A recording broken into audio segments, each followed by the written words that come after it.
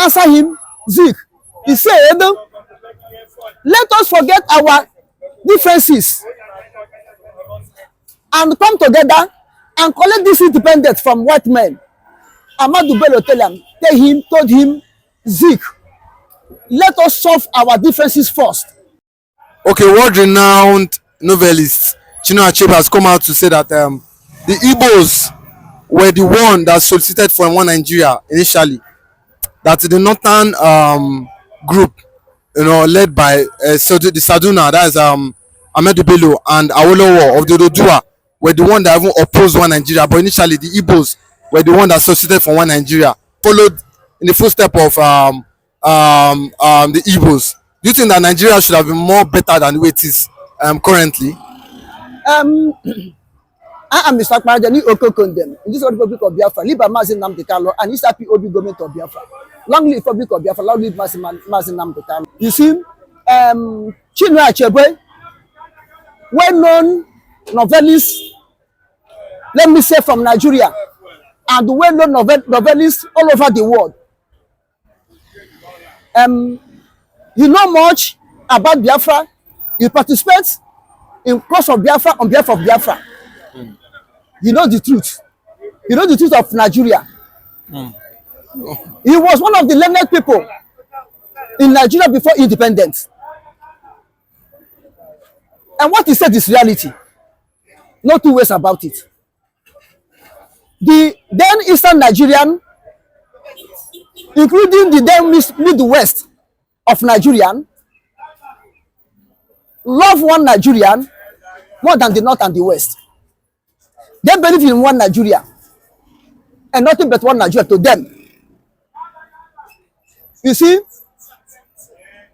when British government, no, first of all, Nigeria operating under three arms, North, West, and East, before the creation of Midwest.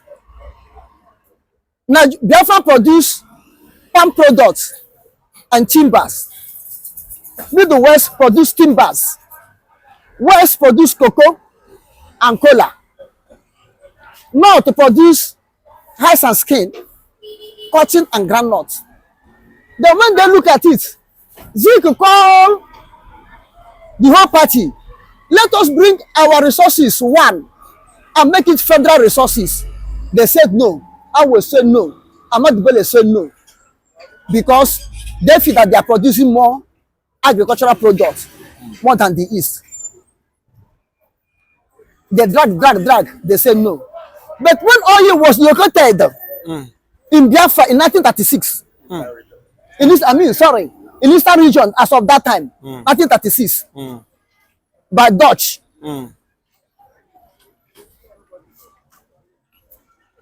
British came out and said, let it be federal. Zik and the Eastern region people say no. As far as these people refuse their own to come together to be for federal. Now, is it all that will be federal?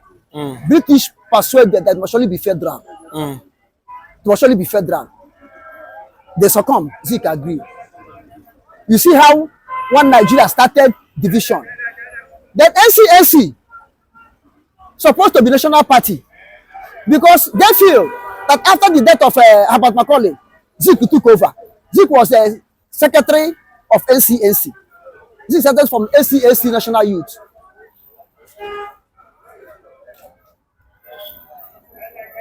I will form Egboson Boys to characterize the influence of Zik in NCNC. Britain advised North to form NPC to break the power of NCNC because NCNC was strongly controlled by Eastern Nigeria, and they are fighting for total liberation of Nigeria from Britain. Then when British discover what was going on, they said the South entirely, you have come up to rule yourself. Take yourself independent and leave North. North is already for independent. I will agree for certain self-independent. Zik say no. He believe in one Nigeria. That if the South were not able to emancipate themselves together with North, British will rule North forever. Zik say no. I will struggle. Zik say no. That's why I will went and form his own party, action group, separate his people from NCNC, form action group, then not to form NPC. And when Zik approached Ahmadu Bello, the then Sadwana of Sokoto, ask him, call him Ahmadu, he answered him, Zik, he said, let us forget our differences and come together and collect this independence from white men. Ahmadu Bello told him, Zik, let us solve our differences first before independence.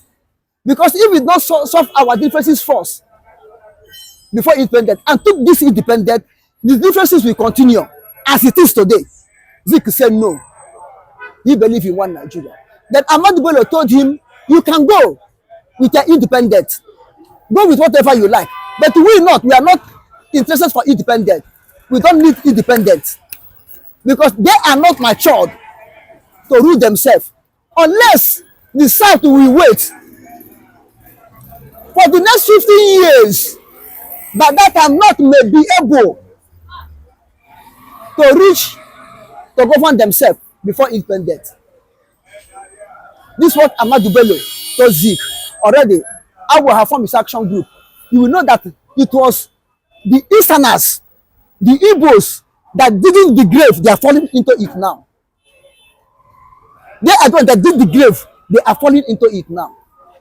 Had they been, Zik agree to delay the independence, not to force Britain, not to smuggle Britain out of Nigeria. The hatred Britain have on we, the Easterners of Biafra today, who have been minimized. And watch, from independence to 1999, when Obasanjo took over power, it almost that 15 years, Ahmadu Bello said, this was the time not to relinquish power to the South as in general. The one Obasanjo rule from 1978 to 1979 was accident, not deliberate, accident. You can see from that independent, not continue ruling until 1999, when they submit power to South. And we see that that time was almost 50 years, or exactly 50 years. Now, the same Easterners, Igbos, destroy regional government. I have to tell you the truth. Irosi was the one who destroyed regional government. And he started the government now that is killing Igbos and Biafra in general. After the failure of Uzogu revolution, Irosi hijacked that Uzogu revolution and destroy regional government and installed unity government. We then know to shout, Araba, Araba, Bamuso, Bamuso, divide, divide, we don't want. Nobody killed them. Rather, Irosi, Madebo, Atiku, Nwawo, and others went to beg them to come stay. They should not go. Before British advised them that pipe low, do your own coup, kill them, take over the power, and operate unitary government in the cover, under the cover of federalism, which is what we are in now. Now, Nigeria could have got independent before Ghana got their independence in 1957, but because of the delay, because of the North. When Ahmadu Bello told Zik, they are not ready for independence, Zik know the type of meeting he called NCNC group, went in and hold the meeting with Ahmadu Bello. On that process of holding meeting, him and Ahmadu Bello enter into the secret room, inner chamber. Only two of them hold that meeting there. Up to today, nobody knows what they hold. Nobody knows the agreement. Ahmadu Bello came out with Zik and agreed to have independence in 1960. Because Ahmadu Bello agree for Nigeria to have independence in 1960 before Nigeria have it. But meanwhile, it was Enahoro, the late Anthony Enahoro, who initiated Nigeria independence in 1936. It was Anthony Enahoro who came up and called for Nigeria independence in 1966. After the independence, when Nigeria have got their own independence, in the House of Senate, that time they have Senate, when Wafo Orize was the Senate president, Tafawa Balewa, Prime Minister, then Zik, ceremonial Governor General without portfolio. And that time, NCNC and NPC have come to alliance and form a unitary government, which I will refuse. I will become a strong opposition, which lead I will to be in prison. The allegation against that it was plotting treason, but it was because it's a hardcore opposition. He refused to join unitary government. On that very floor of the Senate, the same the late Anthony Enahoro threw it on the floor and said, "You have seen that this enterprise of one Nigeria cannot work. It cannot work. So let us divide peacefully now. Let everybody go on his own way." It was the same Igbos, Wafo Orize and co, rise up and say no. They believe in one Nigeria, nothing like division. So if you come to it, the Igbos or Eastern Nigeria and the West then are the one who believe truly in one Nigeria. But for the West and North, they want their region first, which is the Iberianism, the stupidness of Igbos and Easterners as a whole to believe in one Nigeria. Had it been the mind of Igbos, we are like the mind of Awolowo and the mind of Ahmadu Bello. Everybody could have mind his own region carefully and that will have be peace. But when the Igbos or Eastern region fought for the unity of Nigeria, the North mostly grabbed the unity of Nigeria and discovered that is their own benefit. They hold it tight. This is why Aburi Accord fell. And the West turned back, aligned with North, eating the second lion share from the one Nigeria. They feel comfortable. Look at all the development in the West. Was developed not with cocoa money. Was developed with oil from Biafra land. North has nothing. It was the money from East they take to pay North. Abuja have built one Nigeria. Lagos built one Nigeria. Both the one you call South and Southeast, which one was built there in the name of one Nigeria? All the whole road, whatever you see in Southeast, was built by states, by individuals. Tell me any good presence. Okay, look at even Dangote investment. Do you see any Dangote investment in South or Southeast today? Investment is North and the West. Which they are the people enjoying for one Nigeria. And the people who fought for one Nigeria are the slaves in Nigeria. Is it that they feel that them not aligning with the Igbos not aligning with the North and the West? They feel that is that why they don't trust the Igbos? Now the Igbo not aligning because Igbo after the dependent, the Eastern region align with North and form unity governments. But the West did not align. So coming to align later, the Easterners align with North and form unity government under Tafawa Balewa. But where are they? What did they achieve? Which means the destiny of Eastern Nigeria or the destiny of Igbos, the fate of Eastern Nigeria or the fate of Igbos in Nigeria is against their destiny. It's against their destiny. Which means all said and done, you will discover that the analysis that God did not create Easterners with the West, known today as South, Southeast, or Biafrans, to be part of Nigeria. They're supposed to be on their own. Because of the stupidness of their leaders, made them to be in Babylon, where they are not achieving anything. This is why you see the struggle now to actualize Biafra is going on very strongly. Because this present generation, their eye have opened. They know where they come from, and they know where they are going back. This is Exodus, movement of the people, movement of Zionists, movement of the children of Abraham, out of Babylon into their father's land. Have you seen how one Igbos hold one Nigeria, and how one Nigeria fell Igbos, and one Nigeria seeking Igbos today? Are you okay? Yeah. Yeah, I'm okay. Like Nnamdikanu being betrayed by, I think, his close pals. But do you think that EPA will come down with his agitation?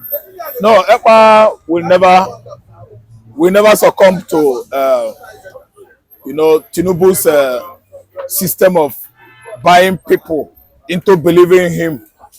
Believing in him. Tinubu can buy anybody. Even Tinubu is out to buy anybody with money. As I'm talking to you now, no visible project is going on in Lagos State since last year, after Sanwo-Olu won the second tenure. What Lagos State government is busy doing is keeping Tinubu money for him. Tinubu's company, Alphabeta, is the one in charge of Lagos State Public Fund. Tax. Yeah. Is the one that is managing Lagos State public taxpayers' money. Alphabeta. So Sanwo-Olu is busy keeping his percentage. Sanwo-Olu is busy giving Tinubu his own commission. No project is visible as I'm talking to you now in Lagos State. What they do is patching most of the potholes on the road. That is patch. Because he is keeping money for his orga comes 2027. See, 2027, Tinubu is going to buy everybody. So what I'm trying to advise is that when you are giving any amount of money, use that money. Don't reject it. Be wise. Just ask yourself a question. Where does this money come from? Then I want to give you an answer. This money is from taxpayers' money. I'm a Lagosian or I'm a Nigerian. I am part and parcel of the public funds generated from what? Taxation. So collect the money, use it for your children's school fees, use it for at least any enterprise or enterprises you are, and you can manage well, or you are well expressed on. So don't reject any money from these people. Accept the money, knowing fully well that when their regime again kicks off in 2027, you are not going to benefit. Your children are not going to benefit. So what I'm trying to say is that Tinubu can buy anybody, but not Simon Ekpa. Why? Simon Ekpa is an Igbo man. And every average Igbo man currently is aggrieved over what federal government of Nigeria has been doing to Igbos since the war, after the war. Are you listening to me? After the war, they turn enmities to Igbos. They become anti-Igbo. They initiated anti-Igbo movement among the Fulani Hausa Yoruba themselves. And I want to tell you that since then, 1970 till date, what Nigerian nation is suffering is Igbophobia. Igbophobia. That is excess hatred for Igbo man. And that Igbophobia is going on over time and over time. How do I bust your brain here? I just want to insert examples using Fulani Hausa youths or men from the north. See, the 95% revenue generation of Lagos State is because of the Igbos. It's from the Igbos. Why? Igbo man paid for transportation from Onitsha, Oka, Owerri, Enugu, all the southeastern commercial cities. What? And came to Lagos. They paid for transportation. They pay for house rent. They pay for the chops that they are using to trade. They pay for Loma. They pay for electricity. They pay for anything payable. Where government is getting money from individuals. See, let me tell you. Hausa man come from north. Hausa man follow trailer. Hausa man alighted from the trailer at the axis of Okoba, that's Abattoir. Yeah. They camp there. They